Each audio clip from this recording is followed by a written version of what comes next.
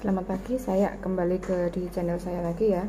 Saya akan presentasi tentang hasil penelitian saya tentang pengaruh kesadaran etis dan profesionalisme terhadap penerapan kode etik antara akuntan pendidik dan akuntan profesional. Nah, dalam penelitian saya ini, saya akan bercerita ya tentang bagaimana pengaruhnya kesadaran etis itu di fenomena di lapangan, bahwa fenomena di lapangan itu baik akuntan pendidik maupun akuntan independen, akuntan yang profesional itu mereka memiliki kesadaran etis yang berbeda.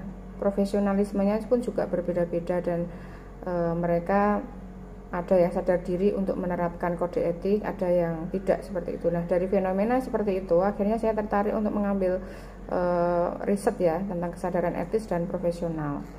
Nah, jadi saya akan menjelaskan jadi dari latar belakang itu, saya dari fenomena gap-nya, dari riset gap yang terdahulu bahwa penelitian tentang kesadaran etis dan profesionalisme itu memiliki pengaruh yang beragam.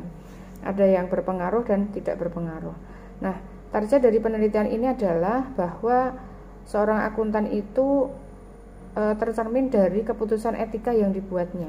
Nah, jadi komitmen untuk sebuah profesi, kemudian aspek profesionalisme itu juga tercermin dalam pengembangan nilai-nilai profesional pada setiap keputusan yang dibuatnya. Nah, dari penelitian ini tujuannya untuk apa?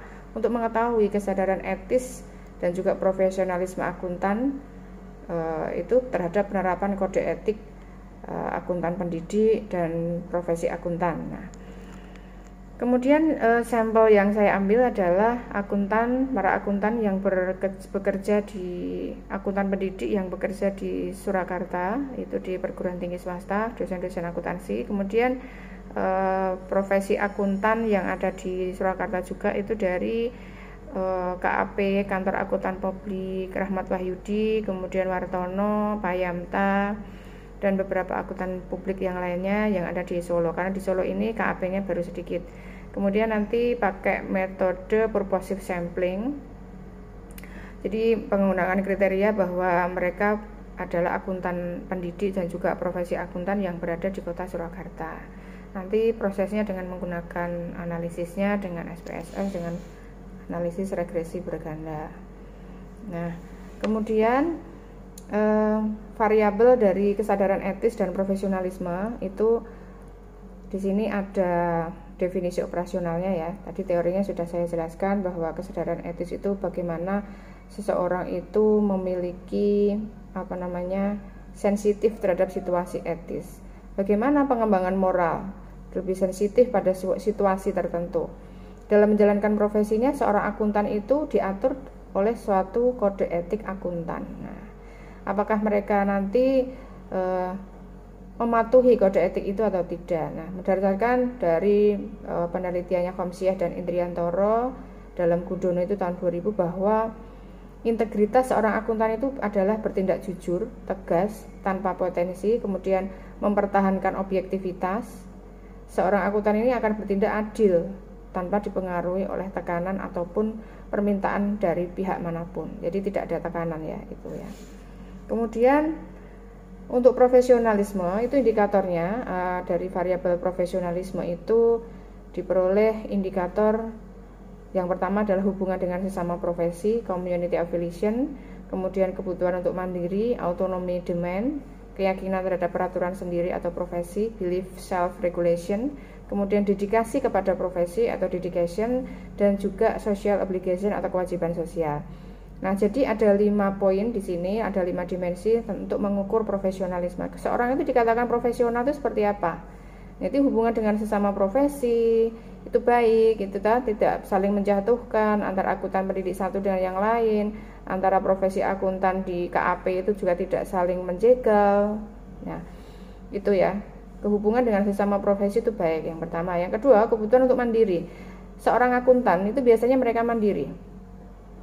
Dia akan melaksanakan profesinya dengan seprofesional mungkin. Dia akan belajar dan sesuai untuk kemampuannya dia sendiri, dia akan belajar agar bisa menjadi akuntan yang baik.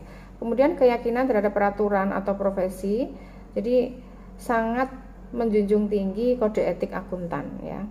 Karena kita sebagai anggota Ikatan Akuntan Indonesia itu harus mematuhi etika-etika dan kode etik yang sudah diatur dalam IAI atau Ikatan Akuntan Indonesia. Kemudian kewajiban sosial. Kita sebagai masyarakat umum pastinya kita memiliki etika yang baik. Dan kewajiban sosial kita adalah menjadi pribadi yang baik di masyarakat dan bisa menjadi contoh di masyarakat. Jadi ini kewajiban sosial yang dilakukan oleh akuntan pendidik maupun profesi akuntan. Nah, dari hasil penelitian yang sudah saya olah gitu ya. Nah, di sini pengaruh kesadaran etis itu tidak berpengaruh terhadap penerapan kode etik. Kenapa? Karena orang itu memiliki kesadaran etis yang berbeda-beda. Jadi mereka ada yang melaksanakan kode etik itu dengan itikadnya dia sendiri, dengan kesadaran dia sendiri, awareness dari dia sendiri. Ada juga yang tidak melaksanakan dan tidak sadar untuk melakukan tindakan etis seperti itu. Karena sekarang banyak fenomena di lapangan bahwa ada orang yang memang melanggar kode etik itu juga banyak. Jadi kesadaran etis tidak berpengaruh terhadap penerapan kode etik.